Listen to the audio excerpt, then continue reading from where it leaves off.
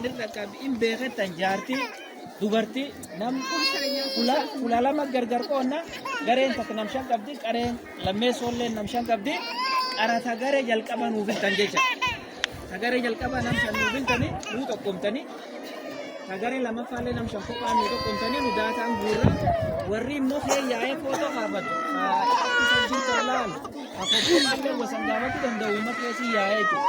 Kanaaf gar nama tokkomsiisuu qadeemu akka yeroo leewwan hin jireenya. Mee warri bulchaan jiloomne amma eega booranni rakkoo adultee keessallee booranni bakkatillee rakkoo fi bal'isee namatti himachuu hin danda'u. Jalisa. Dalagaa. Booranni aduu rakkateellee rakkoo dhugaata jirtullee bal'isee himachuu hin danda'u. As ka'een nammaatiin isa miidhamtee jiru nam gaagamee hedduun irra deemee jiru. Haa ta'u guutiin ceerinaa rakkoo namni isaan gaafate balballoon isaa namatti madda waan qabde.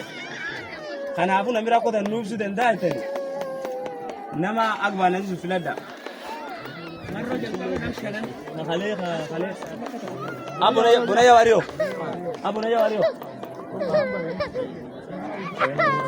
Yoo ada kaleera. Akka duuba. akkanaa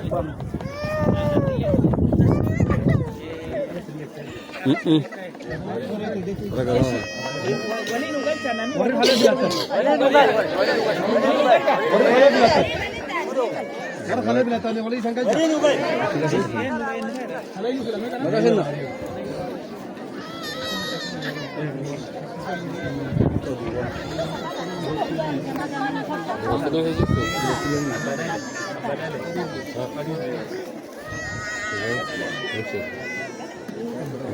Ada fana ni, badale. Badale ni.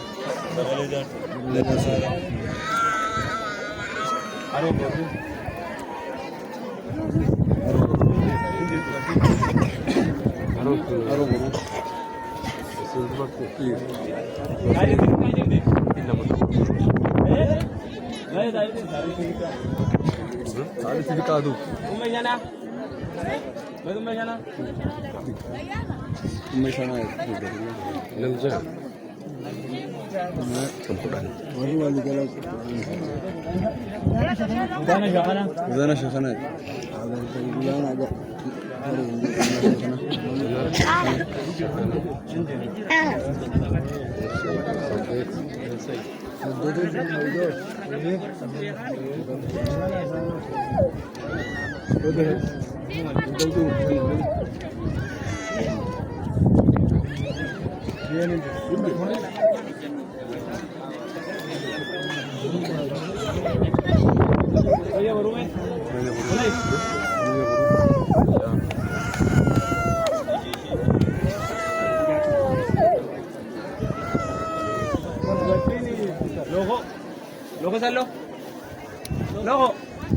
Logo sallo me.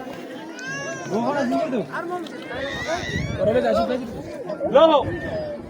Ona malai gitu.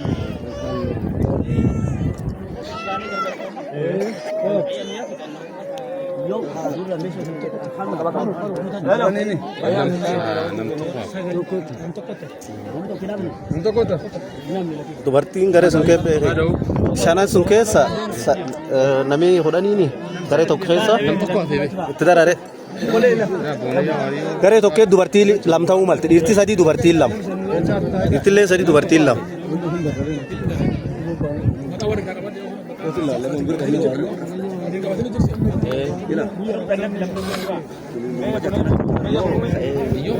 Uummataan min deema bee homa bakka filaan numtaan mirkaneessuuf warra kan warra hayyaa warra maqaa dhagaye warra kun.